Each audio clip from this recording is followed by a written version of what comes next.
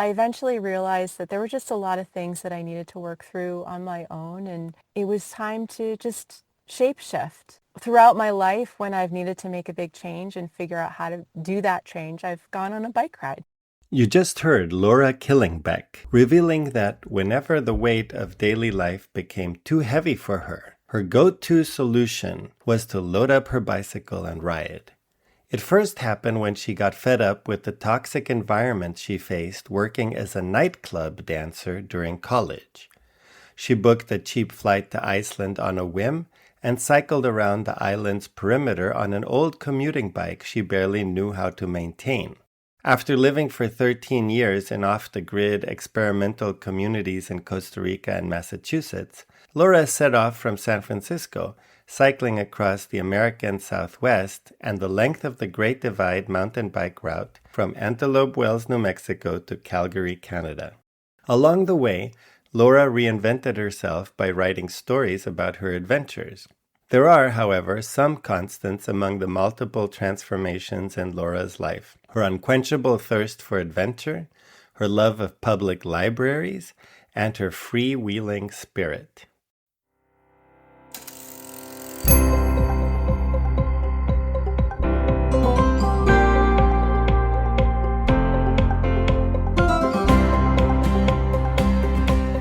You're listening to The Accidental Bicycle Tourist.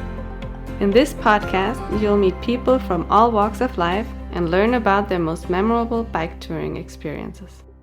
This is your host, Gabriel Aldaz. Hello, bicycle touring enthusiasts. Welcome to another episode of the Accidental Bicycle Tourist podcast. I learned about today's guest, Laura Killingbeck, through listener Annalisa Vandenberg. Some of you might recall that Annalisa was Eric Dowd's touring partner in the episode Touring with Type 1, A Journey of 10,000 Miles. Last year, Annalisa organized the Cycling with Virtual Summit, and she introduced Laura with these words. Laura's journeys have taken her tens of thousands of miles via cycling, hiking, hitchhiking, and sailing. She has spent more than 1,000 nights in her tent, and along the way, she has worked as a freelance writer and visual storyteller, writing for publications such as Bicycling Magazine, Adventure Cyclist, and Bikepacking.com. Well, that's a very compelling introduction. So, Laura Killingbeck, thank you so much for being a guest on the Accidental Bicycle Tourist podcast. Thank you so much for having me. My podcast is called The Accidental Bicycle Tourist because it usually highlights people who stumbled into bike travel. Was there an accidental aspect to how you began using bicycles for travel? What a good question. Pretty much everything has been accidental. Yeah. Yeah. So it all started back in college. I was studying philosophy and sociology at the University of Rhode Island. And I also was working weekends at a nightclub to raise some extra cash. And it was a really fascinating job. There were aspects of it that I really liked, but there were also aspects of it that were not so healthy, I think. It was not the healthiest environment, especially, at the end, I was like 22 years old. I was trying to figure out myself and my identity, and was kind of in this dark and murky world of dancing at these nightclubs. And so one day I came back from work, it was really late, and I kind of had this dark feeling where I just felt like my whole soul had been kind of crushed into this smaller and smaller space. At that time in my life, I didn't really know how to articulate that. I didn't know what to do. And so I went back to my apartment and I had a laptop and I started kind of playing this fantasy game where I was like, I'm going to look at flights around the world and imagine what it's like to fly away. And so it was just a game. It was just, looking at the flights. And then I actually found a cheap flight to Iceland. And then I just bought it. And, and so the flight was leaving for the following weekend, and it was going to come back a month later. So I was going to have a month in Iceland. I knew nothing about Iceland. But what about your job? So yeah, I had to quit that. Okay. Okay. Yeah, I had to quit that. So that was good. That was kind of a way out. And I was done with my classes at university. I just finished classes. So everything was kind of like primed and ready for me to go, even though I would never have known that at the time until I bought the ticket. So then I was like, okay, what am I going to do in Iceland? So I looked at a map and I saw that there was this road that went all the way around Iceland. Maybe I could just bike around this road. I happened to have this old touring bike. I hadn't really used it for anything except commuting. So I'd commute like a few miles, or I think at that time I'd gone like 20 miles down a bike path at one point. But I was like, I'm just going to, bike around Iceland. Over the next week, a friend actually helped me learn how to change a flat tire and pack up this bicycle into a box, flew to Iceland, and ended up in Keflavik in the wee hours of the morning because it was a very cheap flight. I got dropped off there at like 2 in the morning, built the bike in the airport, and then just biked out of the airport into Iceland. And that was the start of a month-long journey. So, what time of year did you go? Because this is very important in Iceland. Thank goodness it was summer. Okay, so it was high summer. Yeah. So you at least had long days and somewhat warmer temperatures. Yeah, it was beautiful weather. Okay, and what year was this? I think it was around 2007. So this was before smartphones. So I just had a paper map. I had a guidebook, paper guidebook. I had the bicycle and I had all my camping gear. So by then I had quite a lot of experience camping. So that part of it was pretty easy relatively. And at that time it was before Iceland was so much of a tourist destination. So that one road that went around the island was in most places not very well trafficked. So it was actually a great ride. Yeah. So I did my ride in Iceland. I did it in 2006. So it would have been fun if we'd been there the same year. Wow. We're off by 1 year. I also asked about the time of year because I did it a little early. Oh no. So yeah, there was definitely some weather. What kind of weather did you get? And when did you go? I'm so curious now because Iceland, I mean, the wind is what's so crazy about Iceland. Oh, everything. It was something like towards the end of May and the start of June. This is early. Yeah. The wind, I've never experienced anything like that. The only thing that comes close is Patagonia. Patagonia is super windy. I went with a friend. My friend and I were blown clear across the ring road. I believe it. So one moment we're biking with, fully laden touring bikes, and a gust came up, and before we knew it, we were biking on the wrong side of the road. Yeah. It just pushed us across the entire ring road. And luckily, as you said, there's not much traffic, especially not 20 years ago. It was just a gust. If it kept blowing, it would have blown us clear into the whatever landscape there was. Yeah. And when you had the wind against you, you could hardly do anything. And when you had the wind in your favor, you felt like you were on a motorcycle. Yeah. I remember getting pushed uphill without pedaling. Oh, yeah, totally. If you get the wind at your back, it's great. Often it felt like the wind was not at our back, but that's a different story. Yeah. In Iceland, the airport, as you said, is in Keflavik, and that's a ways away from the capital, Reykjavik, and it's this lava field. I can only imagine how it was for you. I'd already done some tours by then, and so here you are, a brand new touring cyclist with this bike, and you land in this, what was probably a completely foreign landscape to you, this lava field. Yeah, it was wild. I think one of the advantages was I had absolutely no idea what I was doing or what to expect. I just rolled with it. It's like, okay, you have gale force winds. This is just what it means to be a bike tourist. I just like, all right, this is how it is. Iceland, I think what I remember as just being so magical was the landscapes and that almost 24-hour sunlight. it was easy to lose track of time and just keep biking into that golden light, the ocean on one side, glaciers on the other.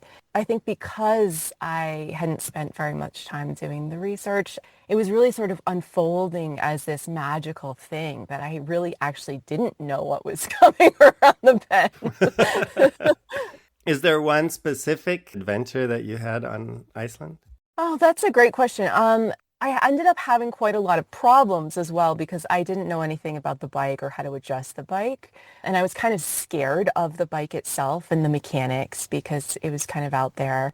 And so I ended up having kind of a lot of struggles with like my body positioning on the bike and the saddle and all of that stuff. So over time, I ended up kind of having to go slower and slower because I had so much knee pain and all of these different things that I just didn't know enough to adjust. Uh, So there was one time, I think I had gone maybe 2/3 or so around that ring road, and I just gave up. There was a road sign, and I just lashed my bike to this road sign and left it there. And there was a dirt road that I saw on my map that's going into the interior of Iceland. And I was like, I'm just going to take my camping gear in my panniers, sling it over my shoulders. I'm going to walk down this road until maybe somebody finds me and picks me up and takes me to the interior of Iceland. And I'm just going to leave the bike there. If it's there when I get back, great. If not, maybe that's okay too.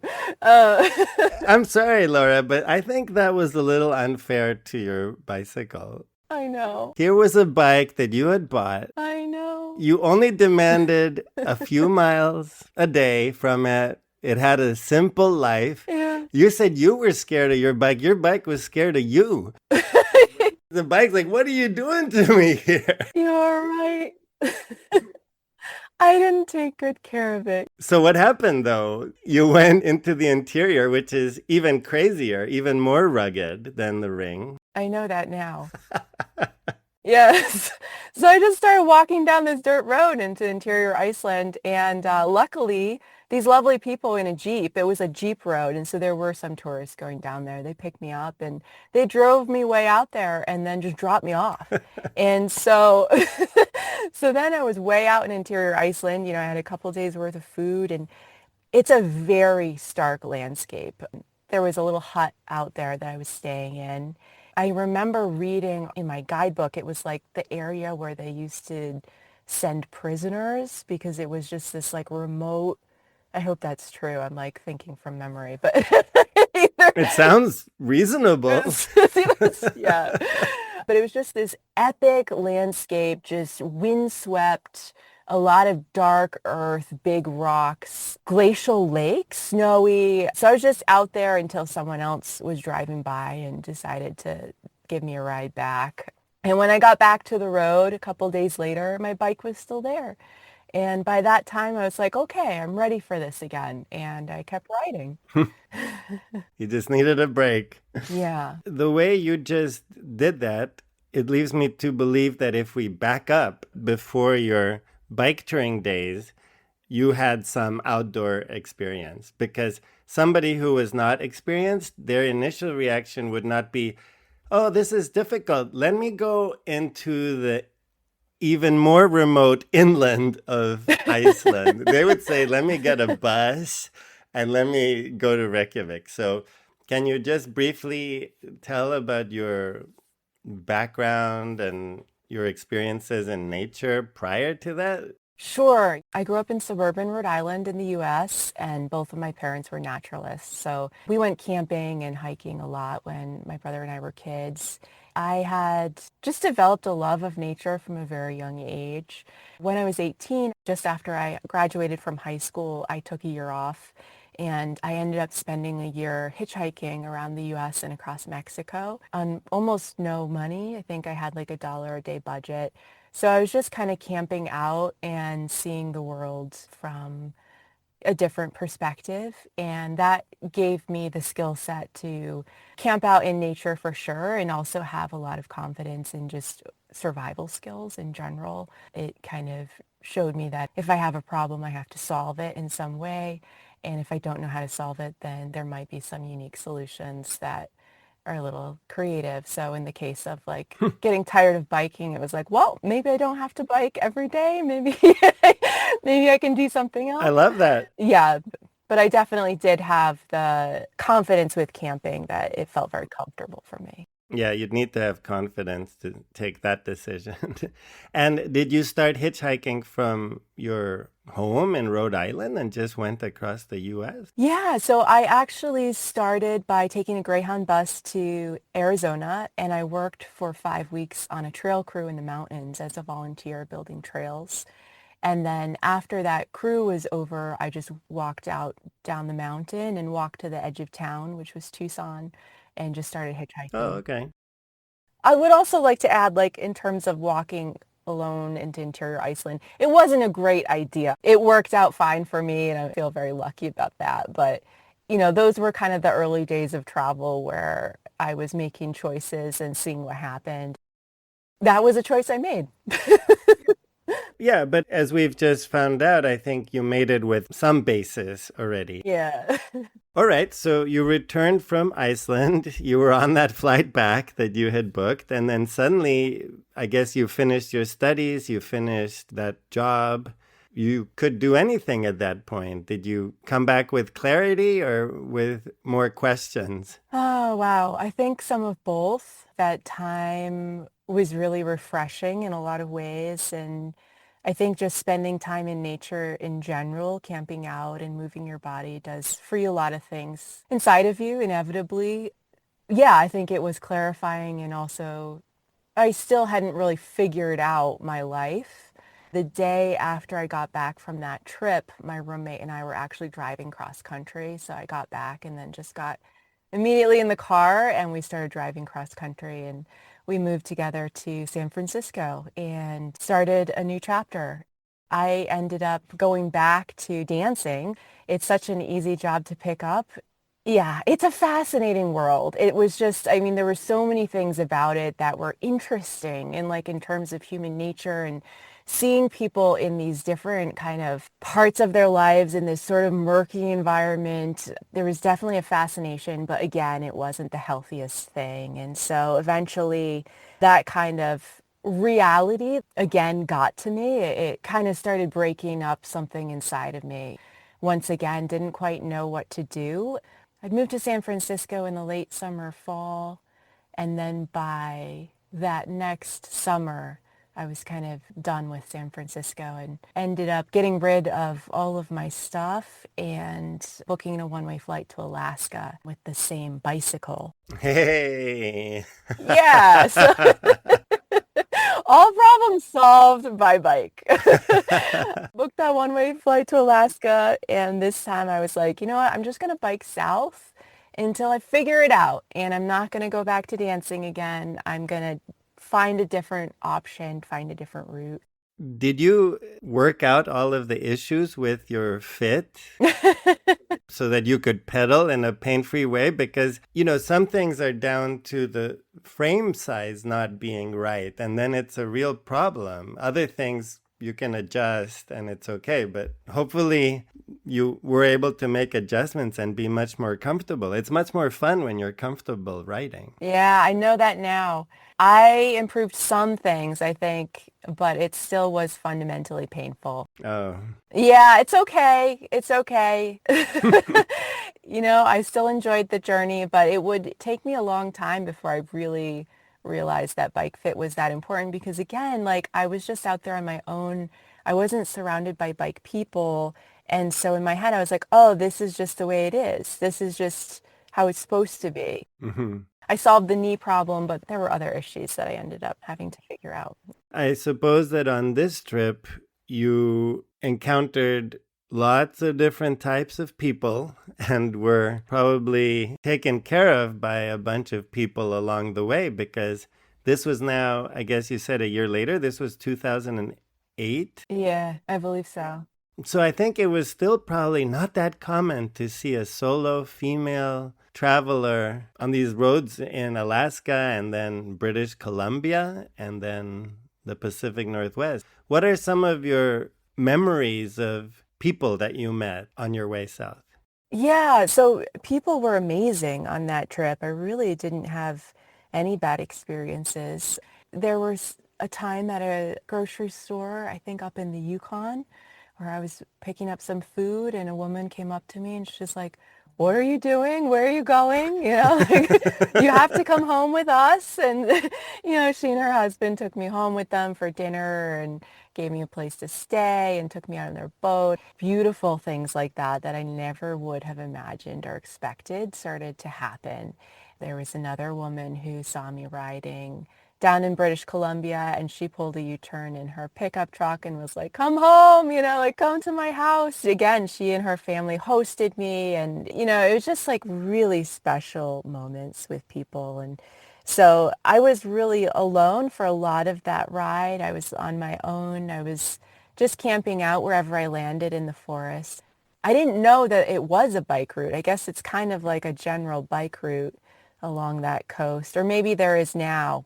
At least when I crossed the border back into the U.S., I started to see more cyclists. All of a sudden, crossing the border, there were all these people on bikes and I kind of noticed it. And I was like, wow, this is interesting. And then there was one day, I think Washington or Oregon, I had like just slept in this ditch on the side of the road, woke up at like 10 in the morning when it got warm and threw my bike onto the road to get out there. And I almost ran into this guy named Hugo, who was this New Zealander who was biking south.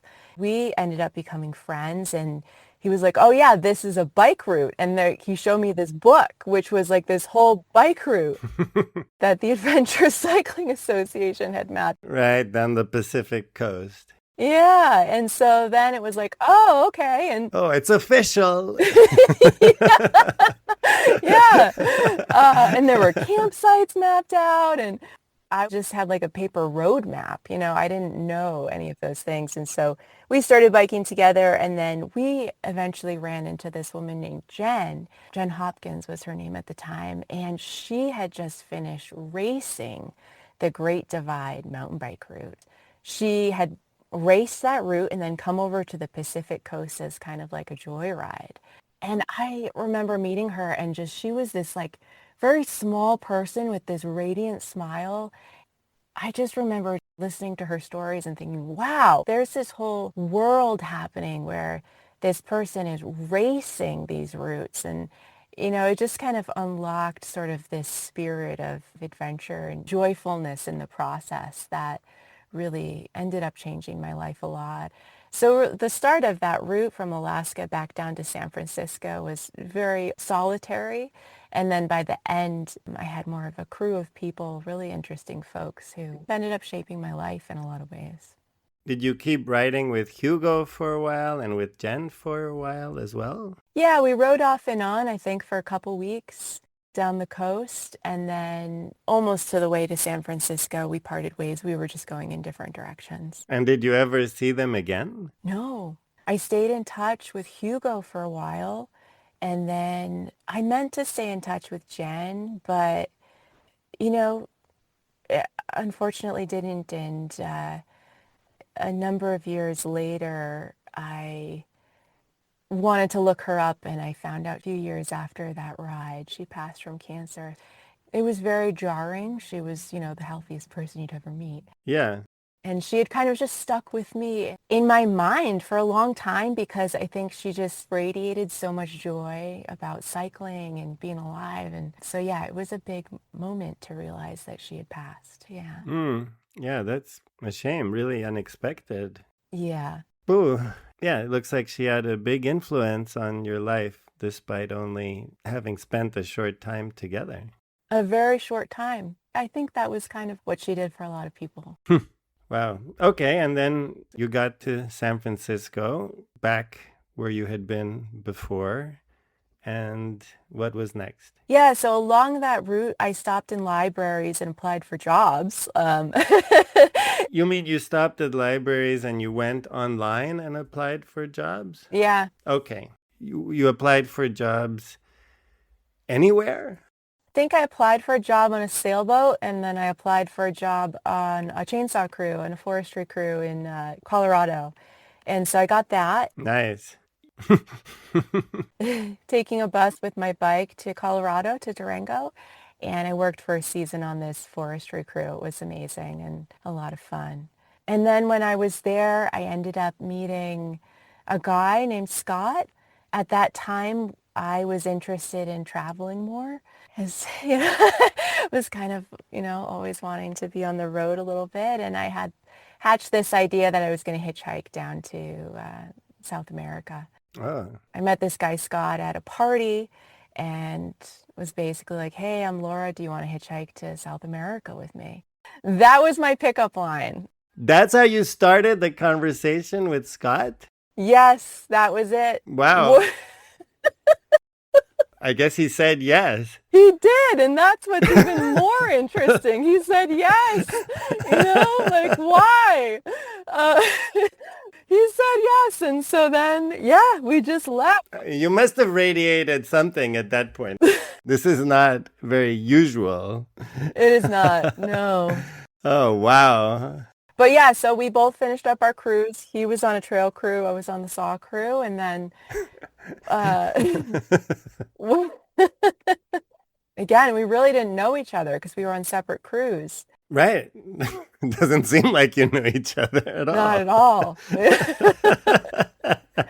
Yeah. But luckily, Scott was a great guy. Yeah, we took a bus across the Mexican border and started hitchhiking from there. We had this plan that we were only going to speak Spanish to each other so we could learn Spanish. So not only did we not know each other, but we were speaking only in broken Spanish for the first Wait. So neither of you really were fluent in Spanish? No. So you just sat there and you're like, oh, buenos dias. Buenos dias. Yeah. And that's... Well, so I did know conversational Spanish because I had hitchhiked across Mexico previously. Right. On that trip, I had actually met this Mexican shoe shiner named Valente, and we traveled a lot together. And so we helped each other out with language. So I had conversational Spanish, but Scott didn't.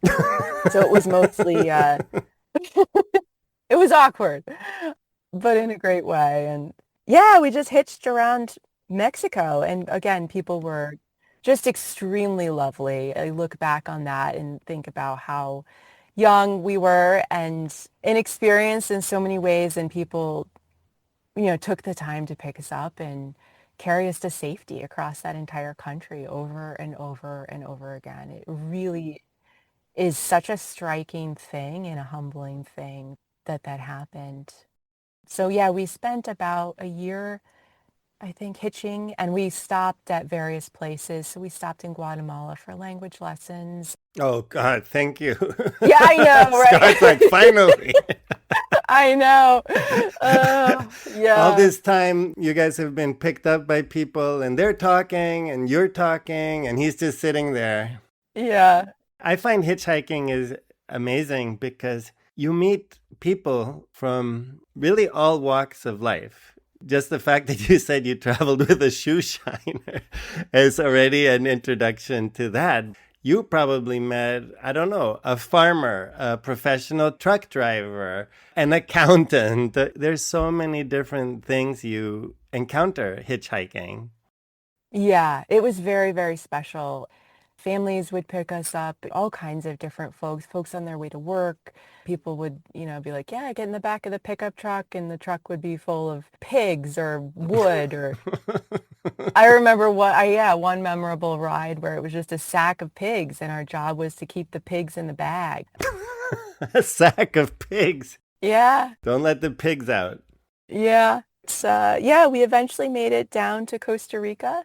When we were there, we did an internship in natural building and sustainable design at a organic farm and education center in this little town out in the jungle.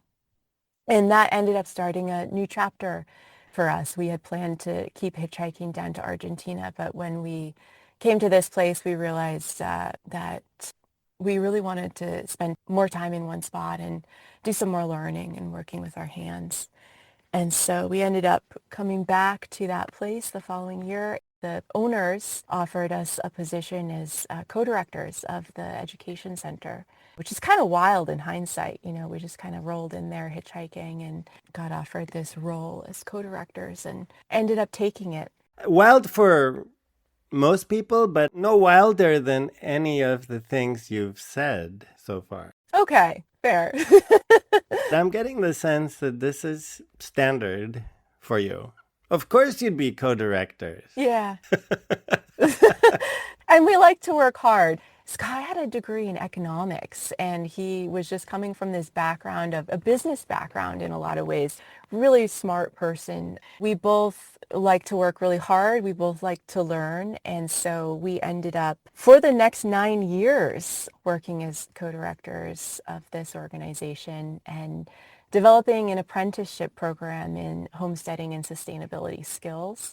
We learned a lot of skills in tropical organic farming, as well as food processing, live culture fermentation, food preservation, natural building. And then we collectively put this together into classes for people who would come and live with us and work with us for at first 3 months and then 6 months and then eventually a year at a time. And I guess by then, it sounds like you and Scott were actually in a relationship at this point. I mean, if you were there for 9 years. Yeah, we were. We're sharing a tent and hitchhiking and developing these programs. A lot of the work that we did was really program development and making it financially sustainable. During that time, I would also leave. And so it was 9 years, but I also would leave on other journeys and go back to the U.S. There was another farm that I went to in Massachusetts every year. I also went on backpacking trips and more biking trips. Scott and I and our friend Simon biked across Costa Rica in a big loop collecting plant genetic material for the farm. So we spent a number of months just on the bikes, visiting different organic farms across the country and learning from people and collecting seeds and cuttings to bring back to the education center. I also went to Colombia and Ecuador and biked around there. It was 9 years, but it was kind of interspersed with bike trips. Mm-hmm. The education center, it's worth saying, was also an experimental community. So we were a group of people living together and basically sharing everything. It was a campus that the owners had built, the two co-founders who were Americans had built out in this very remote jungle. The buildings were all very eclectic, made out of earth and bamboo and all these different natural building techniques, and they were all open air. And so we shared one communal kitchen. We all ate all our meals together. We shared everything to do with the business and creating the business and how it functioned. Scott and I lived in this one-room, open-air bamboo cabin on the edge of the forest. It was really deep in the forest. I mean, we were really out there, and there was a lot of wildlife. The animals would kind of just flow through the house. They would just kind of move through. Snakes. There was a boa constrictor that would come every year to shed in the closet. By closet, I mean a single piece of bamboo that we hung clothes on. It sounds pretty intense. It was very intense, especially the army ants. Everything would just move through these houses. I don't know what it was. There was this creature, this mammal with really big eyes that would sometimes come in at night and be on the ceiling, and I'd just wake up and look at it, and then it would leave.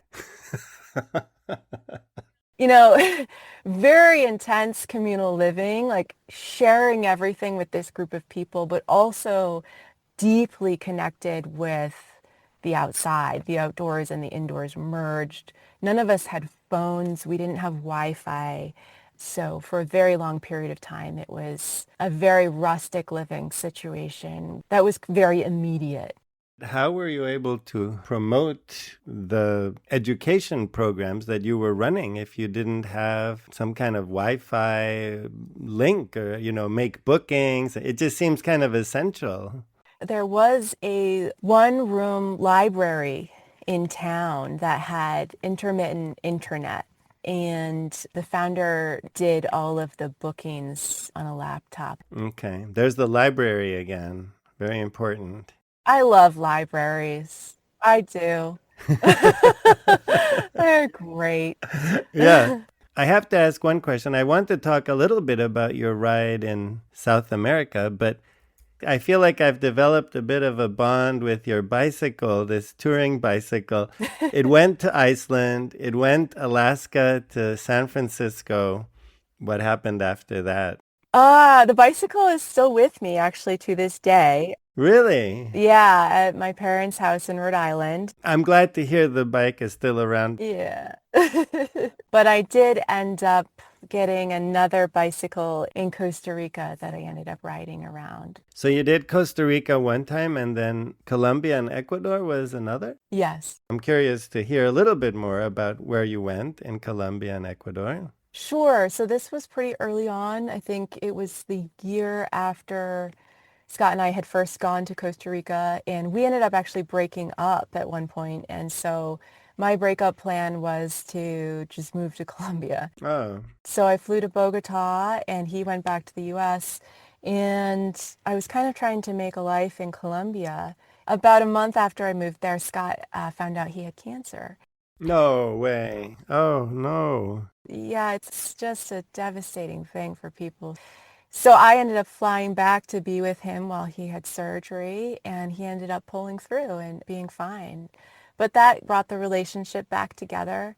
I flew back to Bogota, and at that time, I really wanted to spend more time in Colombia. So I was trying to get my visa extended, but I wasn't able to do it. At the time, you had a limit of 6 months in the country per year. And I had heard rumors that if you just cross the border to Venezuela, you could get it renewed there at the border. So I was like, okay, well, I need to get this visa renewed. Scott wasn't with me yet. He was still back in the States. I was like, all right, well, maybe I can just bike to Venezuela and renew this visa. At that time, I had a friend who sold me a used bike for $50. I had some camping gear. I was like, well, maybe I should bike with someone to Venezuela. And so I put this flyer out. It was a post on couchsurfing.com asking if anyone wanted to bike with me to Venezuela. And if they did, then they should meet me at this rock concert in town at like a certain day and a certain time. I showed up at this concert just like by myself, and this French man named Matthias, wearing these flowing, beautiful colored pants, just walks right up to me and he's like, I want to bike with you. So we went to this concert together and we chit-chatted, and he was this French mathematician, amazing person. And I was like, well, have you ever been on a bike trip before? And he said, no. And I said, well, do you have a bike? And he said, no. Do you know how to bicycle? I know. And so we ended up getting him a really cheap bike, loading him up, and we just left together on this trip. And we biked from Bogota out over the mountains and ended up all the way at the border in Venezuela. At that point, we realized I actually couldn't get my visa extended. So then I went back to Bogota. Oh, Yeah, couldn't get the visa extended. That's okay. And then at that point, Scott came and met me, and the two of us biked down across southern Colombia to Quito in Ecuador. So it was a really roundabout trip again, but had a great time biking with Matthias, and then a great time biking with Scott as he was coming off of his surgery and recovering from cancer. this was a low budget setup that you had for this trip, it sounds like, starting with the $50 bike. Yeah, extremely low budget. I went to a flea market and got like bags at the flea market. One of the bags was just a child's rolling backpack, and I hooked it up to the bike with bungee cords. I really wanted to be low budget. I was trying to live in this country. I didn't know what I was going to do for work. So yeah, everything we did was very, very rustic. What are some examples? It was very rainy, and so we found these cheap construction goggles, and so we used those as kind of like rain visors. And then we had, just bags to cover our gear, bags to cover our feet, cheap ponchos. We spent very little money on that trip, especially on the gear, which is, something I think that's worth noting for people who want to do a ride and are kind of confused by the amount of gear it seems like you have to purchase or the type. You can get away with a lot of things with household items for sure. Mm-hmm. Biking across Colombia and then into Ecuador, we were sometimes staying at these little, $5 or $10 hostels and then sometimes camping out. And people were very generous, allowing us to sometimes camp on their land when we asked permission. And there was one time we asked to camp kind of in this forested area in Ecuador. And the guy was like, oh, just come home with us. So we went back to his house and he lived with his parents, I believe. And it was in a part of Ecuador that was very traditional. So they were wearing these little hats and they had these long dresses and clothes on. And we went into their little house and it was basically almost nothing in this guy's room except for this one big Jackie Chan poster. And it was just amazing. They were the sweetest family. And I remember they cooked us this delightful soup from things from their garden. Because so many people were so nice to us, Scott and I had started buying little potted plants and carrying them with us in our water bottle holders and then giving them away as like a thank you gift. And so I remember we had this little aloe plant that we were able to give them. But really, the kindness of strangers is just such an extraordinary thing. And it's continuously humbling. I'll always remember that family. And I remember them asking where we had come from. And we said the United States. And then they were like, is that closer or farther than Bogota? Because they had been in this one small town for so long, I believe. The whole concept of distance was different. The whole concept of culture was different. It really was so striking that they would even invite us into their home, like, how extraordinary.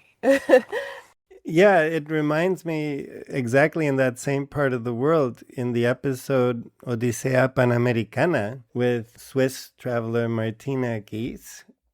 She stopped telling people where she came from and where she was going because they had no concept of it. So if they asked, where are you coming from? She would just mention a town that was a little ways back. And where are you going? She would just mention a town that was a bit ahead. Yeah. And then people could relate to it like, oh, okay, that's a good trip. Yeah. In fact, she was traveling the entire Americas, but there was just no concept of it in that setting. Yeah, she was also just showered with kindness from strangers on her ride. How have these highly specific, spontaneous encounters with strangers shaped your worldview? Such a great question. And I think the answer to that is continuously also changing. It is kind of a miracle that people are so kind to one another in so many different areas of the world across culture. It's interesting being in the United States right now because there's so much conflict. There's so much social conflict and a lot of division amongst people. One of the things that strikes me about travel and the kindness of strangers when traveling is that people are still very different. They hold different values and different belief systems, but they still extend often hospitality and friendship. And I think that that is a really big lesson, especially as a solo female traveler. I have to practice a lot of discernment about who I'm with, who I'm trusting, what people want from me. Both of those realities can exist at once, having to practice that amount of discernment and having to take a lot of measures to protect myself, which I do, and also understanding that the world is a fundamentally beautiful place where most people are very kind. Well, yeah, and we'll touch on that a little bit later. At this point in your story, you got back together with Scott. Is that where we're at? Yeah, so Scott and I were together for the better part of 10 years, from the time we met in Colorado hitchhiking and then working for about 9 years in Costa Rica. That was our 10-year span. The place in Costa Rica where we were co-directors was incredible in a lot of ways. It was brilliant and attracted a lot of extraordinary, smart people who worked really, really hard. And we really believed in this idea of kind of recreating the concept of society itself. ending climate change and looking at this idea of, can you share everything? Can you share your resources and finances and create meaningful work and grow your own food and build your own houses? In a lot of ways, it was very successful. In other ways, it wasn't. I think internally, one of the founders ended up, how do I say this? When I now look back at this group, as beautiful as it was also what I call a high control group. It was a group that had an extraordinary amount of economic, emotional, social, philosophical control over its constituents in ways that were fundamentally unhealthy. There were a lot of deceptive practices. There was a lot going on in the founders' relationships with women that were not what we had thought they were. It just wasn't the family environment that we thought it was. It was kind of this place that was built on this like amazing idealism and trust, and it was so sparkly and it was so beautiful on the outside, but internally people's relationships just did not meet those same qualities. At the end, we realized that this founder who had promised this kind of collective, that we were all sharing this business. We were all going to get, a portion of the business as a work trade. We were going to get the house, all of these things as this work trade. He actually wasn't going to share those things as he had promised. All of these people had put in all of this work for all of these years based on these work trade agreements that he was just not going to follow through with. I ended up kind of like slowly coming into this understanding that something was wrong, deeply wrong, and slowly coming into this understanding that it was a high control group practicing really classic types of coercive control. I left one day. I packed a couple suitcases with some old clothes and dishes, and I just walked away. I had tried very hard for years preceding that moment to get us back on track and solve these problems and try to figure it out as a group. But there are times when you can't solve those problems, when someone is a certain way and they're just going to be that way and you can't fix that. I ended up walking away from everything, from my business, my home, my community, my relationship. Wow. So it was a big life change. Oh, yeah, that is comprehensive. And you went back to the United States? I actually didn't know where to go. So I stayed with a friend for a couple weeks in Costa Rica. And then I ended up kind of randomly finding an artist residency up the road in Costa Rica in this tiny town called Concepcion. I applied for this residency and I got it.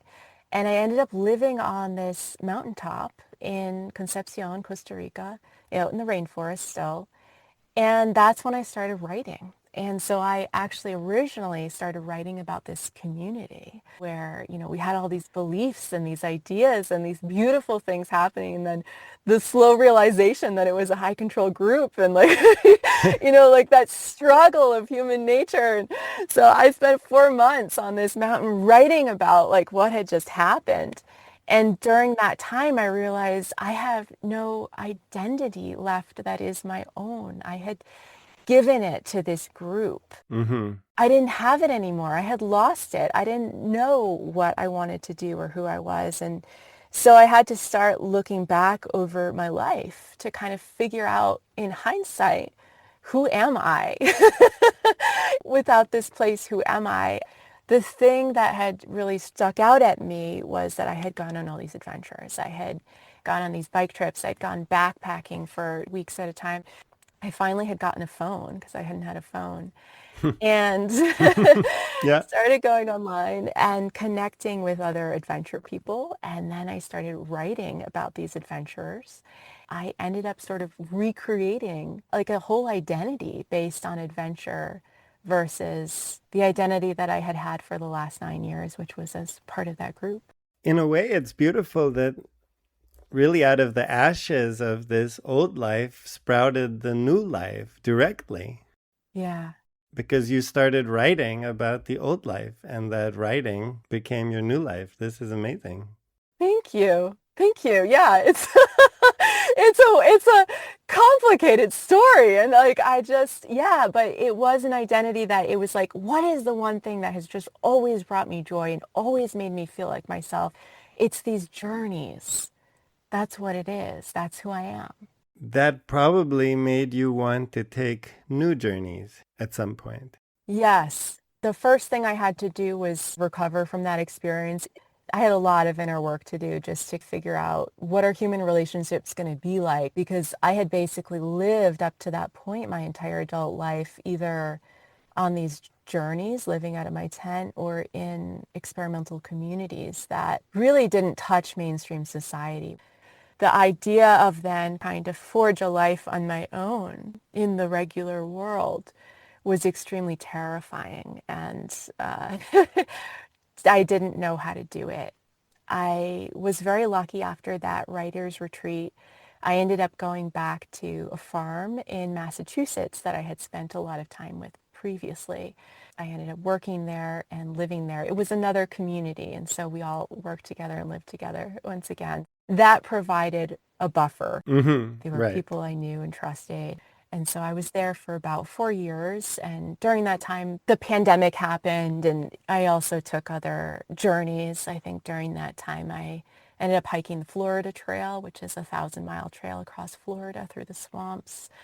Did a trip on Albania. And so I was starting to do more trips again. But really was just taking time to figure things out. And that's when I really was writing. So I started writing more and started freelancing. And publishing articles about your experience in this communal living setting initially. Initially, that's what I wrote about, but I quickly shifted to adventure because I needed to build a new identity and I wanted to connect with a new community. And so I started actually writing for the Adventure Cycling Association. They had a newsletter at the time, so I'd write a monthly column. I hadn't been really exposed to the bike world. I hadn't been exposed to the industry. And so the stories I was writing were unique because I wasn't writing through the lens of, I don't know, like the idea that you have to go fast or race or look a certain way. It was more like stories about, oh, I bought a $50 bike and biked over the Andes, or, you know. Perfect. It's perfect for this podcast anyway. Oh, good. Yeah. I eventually realized that there were just a lot of things that I needed to work through on my own, and it was time to just shapeshift. Throughout my life, when I've needed to make a big change and figure out how to do that change, I've gone on a bike ride.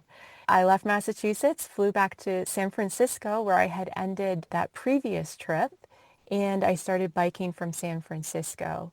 And this time I was actually working and writing along the way. So I brought a bear canister with me because I knew I would be going through a lot of bear country. And I used that as a little portable writing desk. And I also Nice. brought a little, yeah, it's great. It actually is perfect as a desk. And I brought a portable keyboard that I would just connect to my phone and a solar panel. And that was my office. And so I had this mobile office that I took with me on the bike, biked south out of San Francisco down the Pacific coast.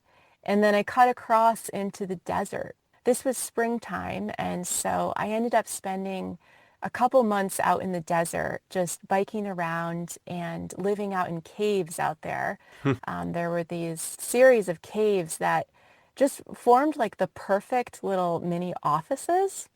And so because I was working on different stories, I was writing, I took time in these caves to set myself up and write. It was also a really deep time of introspection. So I was out in the desert, living in these caves. It was in Anza Borrego Park. It's this beautiful big desert, and it has this tiny little town called Borrego Springs in the middle of it. Mm-hmm.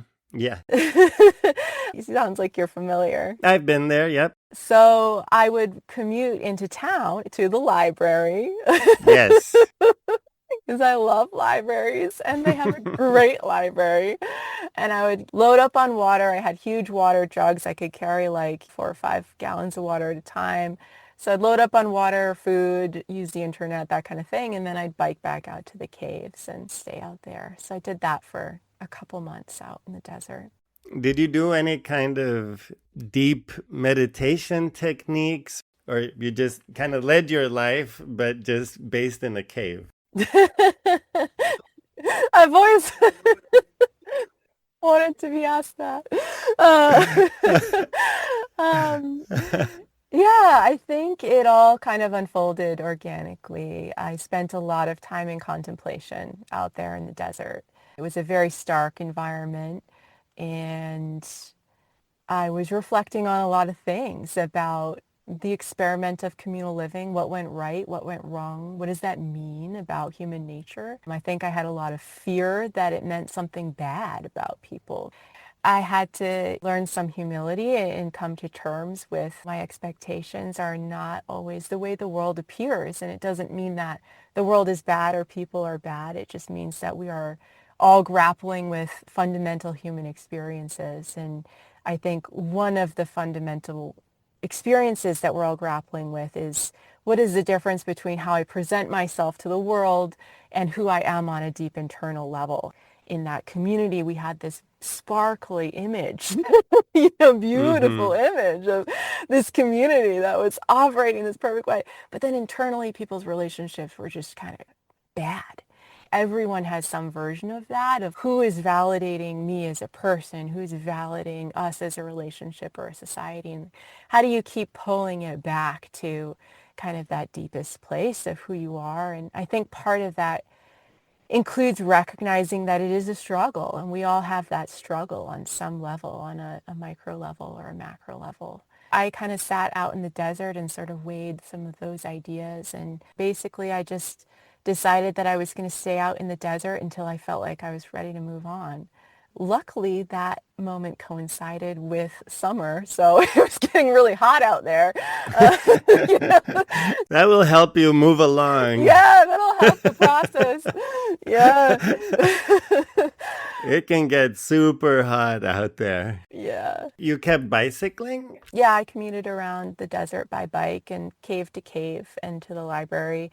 And then eventually, I think it was May 1st or around there, right when it was about to get really hot, I continued onwards. So I biked across the Southwest to New Mexico, to Antelope Wells, which is the southern terminus of the Great Divide. And from there, ended up taking the Great Divide up to Canada. Wow, this was a bit of a tribute to Jen, who was the Great Divide racer. Yeah, and so it worked out in this perfect synchronicity where I had started the trip again in San Francisco, which hadn't been actually meant as a continuation of that ride. It just happened to be that my friend was living there. And it was only after that I realized, oh, I'm actually continuing this thing that I started. And I had actually written a story for Bicycling Magazine about Jen, and that had been in editorial for a while. And it was that same day that I started The Great Divide that I got the word from my editor that the story was like ready to go. It was a lot of things kind of working out in a beautiful way. And I spent all of the summer and into the fall riding that trail. And it was such a beautiful time. I fell in love with that trail. It's mostly gravel going over the mountains, and I really felt a sense of freedom and a sense of, I think, integration that I had been missing for a long time. So it kind of ended up being the culmination of a lot of things. It helped me fall in love with the world again and kind of come out the other side of a lot of things that I'd been going through. It seems beautiful, but very challenging. Lots of mountains, high elevations, and the weather can be unpredictable even in the summer. Yeah, I had pretty good weather. I was very lucky. But yeah, it's a lot of elevation going up and over the mountains and a lot of stark landscapes as well. Were you also meeting people on the road? So I was heading northbound. Most people do that trail southbound.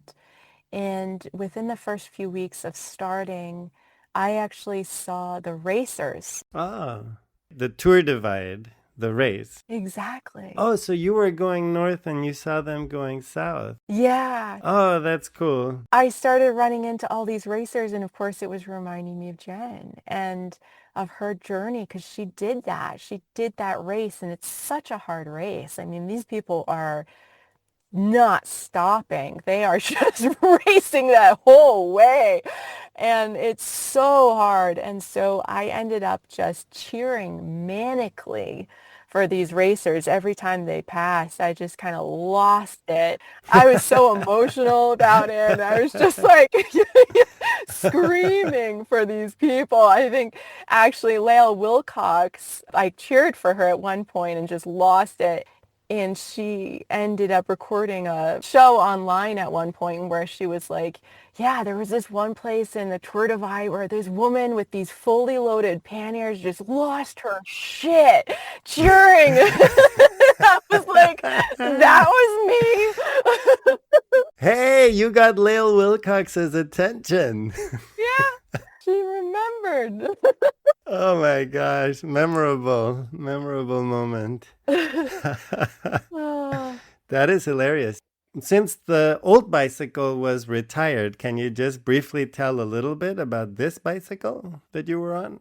Sure, yeah. So the bike I took up the Great Divide was a Kona Sutra Unlimited, and that was through Kona. So once I started writing, I started connecting with brands, and for a couple years I became a Kona Bikes ambassador, and so I got this cool bike, and it worked great. Yeah, it was more rugged, and more capable than most of the other bikes I had been on previously, and so it was awesome. And did you name your bike? Yes, I named that bike Enigma because when I got it, I wasn't sure exactly where we would go. I didn't have a specific journey in mind when I first got it. So it was kind of mysterious, and I wanted to sort of follow the mystery on that bike. That's a very unique name for the bicycle. Enigma. Yeah, it's a good one. I'd like to touch a little bit on this man or bear debate very briefly. Now, I'm going to give you a full confession. Sometimes I feel like it's me that's living in a cave because I didn't hear about this man or bear debate Oh, until I found out a little bit more about you. okay. I don't know when it happened. I don't know who started it. All I know is that it was a big deal, and you wrote an article. A woman who left society to live with bears weighs in on man or bear.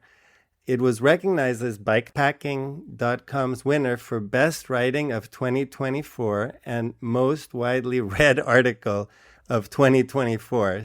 That's an incredible achievement. So first of all, can you please explain a bit about man or bear? Thank you. Man or Bear was a TikTok debate in 2024, I believe.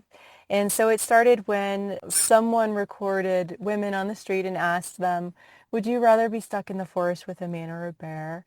And most of the women replied, a bear. And so this conversation created this big social debate across the internet and globally, really, about women's safety. It was really a question that opened a door to the reality that women often don't feel safe around men and often have to do a lot of different things to keep ourselves safe on a daily basis. It's something we're always thinking about and preparing for. So this set off this social media debate, and it also got a lot of backlash. There were a lot of men who saw this and became, I think, maybe scared that, women didn't like them or didn't want to be close to them or felt afraid of them. And so there was a lot of pretty angry male backlash at the same time. So you can imagine on social media these things escalating. Yeah. Yeah. So I ended up writing a story about it and just talking about the reality of being a solo female traveler. And, I do take a lot of precautions. I do practice a lot of discernment. I do have a plan, and actually 100 plans for what to do if I'm outside and feel uncomfortable or threatened around men. And it does happen sometimes. It's unfortunate, but harassment is a real thing that can happen. And as a woman, you don't know if that's going to lead to something else or not. And that's really the problem, is sometimes even minor comments, actually, they need to set off a certain amount of vigilance, because you need to make sure that you're keeping yourself safe in case that harassment does lead to something else. So I wrote a story about this, kind of honing in on two truths at once. One, that this is real, that women are going through all of these things and for real reasons. And two, that at the end of the day, what we all really want is mutual safety. When women are choosing the bear in the man or bear debate, I think it's a desire to be safe. I think the real quest in this whole conversation is creating the safety that we're seeking and being able to say, hey, like, we don't always feel safe around men. Let's change that culture. Let's create a world and draw a future towards us in which women do feel safe. And how do we go about doing that? The article I wrote did go viral. It got shared all around the world. It attracted a lot of attention from a lot of different people. I got asked to keynote all around the world, and it really changed my life. One thing that changed is it's actually led to my upcoming bike ride. The bike ride is in partnership with a credit union in Michigan. The credit union is on a mission to end gender-based violence and economic abuse. Economic abuse is a really interesting tie-in to this debate because 99% of abusive relationships actually involve some form of economic control or abuse. By economic abuse, you mean that somebody is financially dependent on somebody else and has to stay in a relationship? Yeah, so financial abuse is really any time that anyone prevents you from using, maintaining, or gaining resources that you need to live. Mm-hmm. It could be someone actually controlling your finances, or it could be someone preventing you from working, or it could be someone doing something like taking out a line of credit in your name and then trashing the credit so you can't get a loan. There's all of these different elements to it, but it is fundamental to abusive relationships in general because it traps people in the relationship and prevents them from leaving. Yeah. And so anyways, this credit union found this connection between financial abuse, abusive relationships. And so in May, I'm going to be starting an 8-week bike ride across Michigan on this Choose the Bear tour. And I'll be visiting different organizations that work with women to help women recover from domestic abuse, gender-based violence, sexual assault. And I'll be blogging about it and doing social media and kind of uncovering these more nuanced conversations about like what's happening and why, with the focus on really understanding the issues at stake and standing with survivors, as well as kind of drawing the conversation into a place where I think everyone can participate. You know, we definitely want to stand with women who are experiencing these things, and we also want to make sure that men are part of the conversation and really hone in on the reality that what we're seeking is mutual safety. So that is the next bike tour. It all stems from that story. Another incredible twist in your life. How can listeners follow along? What would be the best ways? So there's a website called choosethebeartour.org, and that has all of the information about the ride. And then folks can also follow me on Instagram or Facebook at Laura Killingbeck. And I have a free newsletter as well on my website, which is laurakillingbeck.com. Okay, so you can just click to subscribe to the newsletter. Yeah. I might do that. Oh, thanks. One thing I wanted to say about the article is, having read it very recently, the part that really struck me was I gained an appreciation for the huge number of calculations or the very large mental load that women are dealing with in what I would just consider a random encounter. As a man, I can tell you, you already know this, there's a lot less going on in my mind when I encounter another person in the wilderness, a man, a woman, a family. There's a pretty high threshold level for me to start thinking, oh, this could be maybe unsafe or anything like that. But your article really made me realize how, for a lot of women, this is a much more, not constant, but at least prevalent situation, that you have to use all of your senses and you have to use your intuition and look at body language and tone and has the person invaded my private space? And it was really like, wow, this is a lot. And it's something that a lot of women deal with all the time, it sounds like. Thank you so much for saying that. I really appreciate it because it is a lot. a lot of times it's one of the biggest parts of any journey is thinking about how to stay safe and making a plan for that safety. And it's also the reason why a lot of women are afraid to travel and camp alone. And I think that your response right there of just saying, I read this, I thought about it, I'm considering it, that's kind of like just such a beautiful response. That's what creates the change, is that listening and that empathy. And that's really, I think, in a lot of these conversations, all women are looking for to start with is just listening and empathy. So thank you for being an excellent model of exactly what we're hoping for. Thank you. Yay. I would even go one step further and say it is something that I would maybe have a little bit more in mind in the opposite situation. If I'm the one that's being met by a solo female traveler, it helps to think about doing things that can help that person feel at ease. Statistically, about 1 in 3 women over her lifetime will be sexually assaulted or abused in some way. And so the numbers are very, very high, kind of extraordinarily high when you think about it. Yeah. And like you said, like just thinking through all of those interactions and reflecting on them, I think can be important for anyone in any part of the conversation. I want to just conclude with something you wrote on your blog, because I think it really summarizes so much of what we've heard. If I can quote from your blog, you wrote, "When I started this path, I expected everything from the world. Now I expect nothing. I'm just really, truly happy to be here." How did that shift in mindset happen, and how does it change the way you ride?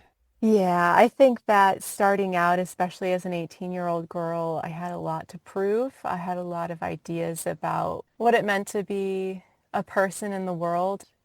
After years of travel and all of these experiences, the conclusion so far that I've come to, which is probably an ever-shifting conclusion that will change over time, is really that we're here for this experience. We're here for the experience of everything that it means to be human, not just the good parts, but the good, the bad, the struggle. And I think it is such a joy and a gift to be part of the human world and get to experience what it means to be alive on this planet. I think it is kind of like winning the craziest lottery ever to be alive in any capacity. Like we're here. Statistically, it is definitely winning the lottery. Yeah, we get to be here and we get to experience all of it. And I think that is just a joy. And I don't know if I have anything specific to prove. I think it's just being here. That's the gift. Trying to condense any guest's adult life into a single podcast episode is an impossible task, but I was struck by the richness and diversity of Laura's experiences. Laura has made many unexpected choices in her life and has already shapeshifted, as she calls it, several times. I'm happy that she has forged a career as a writer, and I look forward to reading more of her stories, including her newsletter, which I signed up for.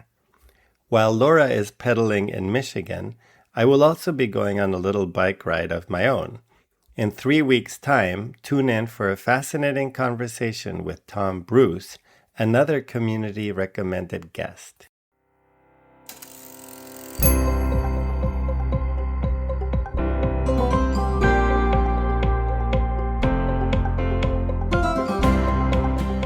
The transcript for this episode is available on the Accidental Bicycle Tourist website. I welcome feedback and suggestions for this and other episodes. You'll find a link to all contact information in the show notes. If you would like to rate or review the show, you can do that on your favorite podcast platform. You can also follow the podcast on Instagram. Thank you to Anna Lindenmeyer for the cover artwork and to Timothy Shurtell for the original music. This podcast would not be possible without continuous support from my wife, Sandra.